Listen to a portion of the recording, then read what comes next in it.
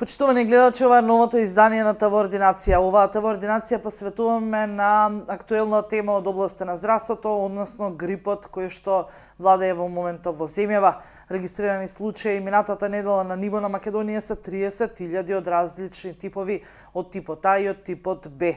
Во Струмица само за една недела имаме регистрирано околу 270 изолирани случаи само на грип. Иако амбулантите се преполни со пациенти, лекарите сепак предупредуваат да се прават разликите помеѓу настинките и грипот со цел да им се овозможи соодветна терапија и третман на лицата кои што веќе заболеле од грип. Во продолжение оставам да го погледнете разговорот кој што го снимавме претходно со епидемиологот Светлана Петковска. Зборува кои се првичните симптоми, како да се реагира, па дури и да се употребува телефонски повик со матичниот лекар, се со цел да се избегне загрозување на здравствената состојба на пациентот. Оставам да го погледнете разговорот со епидемиологот Петковска. Значи вака, статистички гледано сме во 7-ма недела откако се почнаа да се бројат болните од грип века во Трупничкиот центар за јавно здравје. Имаме голема разлика веќе во скокот на бројката. Каква е моменталната состојба во Струмица и регионот со заболелите од грип? Да. Значи, очекувано ние епидемиолозите, знаете, предвидувавме дека во февруар ќе биде највисокиот пик на појава на заболени од грип, с големен број, значи секогаш зборуваме, и очекуваме до крајот на февруари таа бројка да се зголемува, значи, последователно секоја недела, со тоа што веќе ќе почне да опаѓа во почетокот на март месец. Струмица и регионот наш го следи, значи, на нивото на ниво на Македонија трендот, значи истиот е, со тоа што во шестата недела почна да се зголемува бројот, значи со сезоната, тоест периодот кога почна децата се вратија на училиште, инаку секогаш тогаш очекуваме да почна да се појават, бидејќи секој од нив бил некаде вон од Македонија или од градот Струмица, така што ако некаде се инфицирал, веќе за ден до 3, колку што инкубацијата на вирусот на грип, почнува да се шири и во оваа средина. Најзафатена група исто така, како што е очекувано, е групата од 15 до 64 години, значи тоа е еден голем распон, со тоа што морбидитетот е највисок во предучилишни и училишни деца, значи од 0 до 14 годишна возраст. Старите лица, тоест постарите од 65 години, немаме некој висок морбидитет, нити па нека висока бројка, меѓутоа тоа се должи, бидејќи тие па најмногу се вакцинираа против грипот. Значи оваа група секогаш најмногу се вакцинира против грипот и затоа малку е поштедена од вирусот. Така, како бројка, колкава бројка има во моментот регистрирани? Значи, со неделата, завршно со неделата, извештаите што стигаат, имаме вкупно регистрирани 270 заболени лица, инфицирани заболени лица, со тоа што ви кажав, групата од 15 до 64, 163 заболени влегуваат во ова група. Сега да ви кажам за клиничката слика, соодействува со она што е за грипот. Но, бидејќи на ниво на Македонија е веќе изолиран кај докажаните случаи типот Б вирус на грипот, значи тој циркулира во најмногу, макар што е изолиран и тип А, со тоа што за Струмица од неколку заболени што е земен бриз и испратен во Скопје на вирусолошката лабораторија за конфирмација, резултатите се уште не се пристигнати, меѓутоа типот Б, грипот од типот Б дава полесна клиничка слика од колку А, всушност со ретки компликации. Не дека е клиничката слика не знам колку по-блага, меѓутоа со помалку компликации на долните дишни патишта. Така, имаме случаи кога, еве и сведоци сме низ амбулантите на отличните лекари, е полно со пациенти. Значи ли тоа дека се класифицираат потешките од полесните, се препраќаат на домашно лекување или веднаш се регистрираат како грип? Не, обавезно, значи секој матичен лекар го регистрира. Ако го диагностицира клинички како грип, веднаш го опишува и го пријавува кај нас како грип. Но тие лица исто така барат и друга лекарска помош, што значи може тој број да е дуплиран во бројката што ни ја испраќа инфективното оделение. А инаку препораката е секогаш за инфекциите со вирусот на грип, заболените најпрепорачливо и најдобро е да седат всушност дома, да мируваат, да пијат многу течности, многу витамини и оној момент кога температурата нема да паѓа после земање на антипиретик некој или ако трае подолго од 2 дена таа состојба со антипиретик да се симнува, да се качува, веќе тогаш треба да се побара по-озбилна лекарска помош.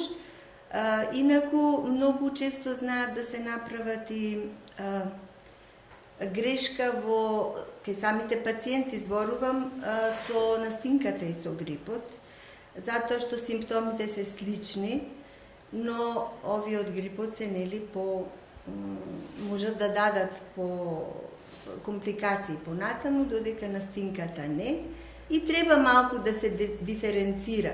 А ова што кажувате многу гужви во амбулантите, затоа велам, значи по-добро е да се остане дома и на телефон веќе сега секој нели соматичните доктори и така комуницира, да се кажат симптомите и така да се почитува препораката од докторот, бидејќи повеќе се шири грипот ако тие одат по такси, по разни превозни средства, нели до амбуланта, до доктор, ваму таму, и така повеќе се шири грипот. Така. Сепак спомнавме накратко и околу вакцините, и оваа година Струмица доби определен број на вакцини кои што беа како превенција против грипот. Знаете што секогаш единствена превентивна мерка за грипот е вакцинацијата. Знаете, и друг пат сме зборувале за тоа. Оваа година Струмица веднаш, значи за многу кратко време потроши 1700 дози на вакцина против грип и ви кажав повеќе се вакцинира лицата над 65 години и оние што се со хронични заболувања. Така, се уште постои некаква стигма кај пациентите дека ето вакцината против грипот е конкретно за повозрастните лица, па дури и хроничните кои што веќе го земаат.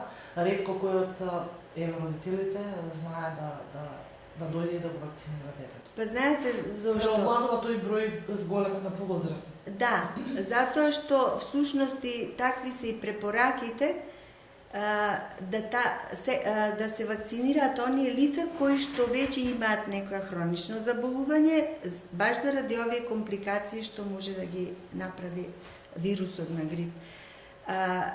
И ја лично, значи како доктор, мислам дека децата треба да си створат некој нивни имунитет, а повеќе да се обрне внимание на онаа превенција со пиење многу течности, витамини, престојување на чист воздух и такви работи, пиење многу течности. Значи, не само кога веќе инфициран со вирусот, него пред тоа.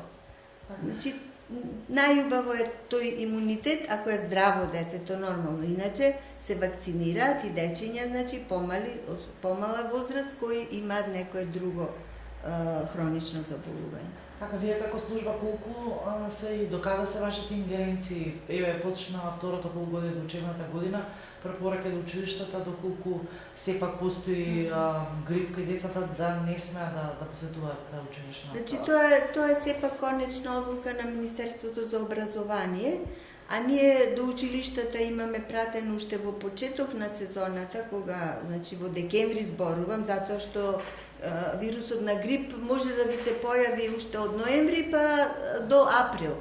Да циркулира тој кога, каде, во која хемисфера или во која подрачје ќе се појави, значи тоа е еден тој распон. Значи дадовме ние како Центар за јавно здравје, епидемиолошко одделение насоки до сите училишта дека треба, значи, превентивните мерки да се појачаат во смисла на почесто пребришување на подовите, почесто проветрување на училниците, само заради тоа да нема, нели, да се ствара загушливост и да му се овозможи на вирусот да обстојува и да се шири брзо. Затоа што, знаете, се пренесува преку флугеови капки, значи со кашлање, кивање, зборување гласно, горните респираторни патишта, тука, значи, се населува во горни респираторни, така се пренесува. Инкубацијата му е многу кратка, знаете, 1 до 3 дена, така да затоа и настануваат вака наеднаш многу заболени. Значи, училиштата се должни да ги почитуваат овие мерки, заболено дете да не иде на училиште или во градинка, значи тие напаствија се дадени, така да нема потреба од подруги, по-драстични некои мерки за забрана да идење на училиште, бидејќи ако се почитуваат овие мерки, нема да дојде до тоа. Така, кои се најтешките форми на компликации кои што ви прави грипот? Па најтешките се, ви кажав, на долните респираторни патишта, пневмонии даваат, што исто така воспаление на средно уво, значи воспаление на синуси, све она што е поврзано со респираторниот систем, да речам. Дури може да оди преку нос, слузници во менингите, значи може и до менингити да дојде, но тоа се веќе случаи што не побарале лекарска помош воопшто или дошле во некој крајен стадиум. Така, може би не под ваша ингеренција, имаме ли хоспитализирано лице од Костриница? Не. За сега ние сме во постојани контакти со инфективното одделение, значи има таму пациенти, ви кажав, повеќето се оние кои биле кај матичен лекар, па сакаат сега и специјалист, нели, да ги види. Има таму, меѓутоа сите се дневни, во дневна болница, ниеден нема хоспитализиран, компликација досега не ни е пријавена.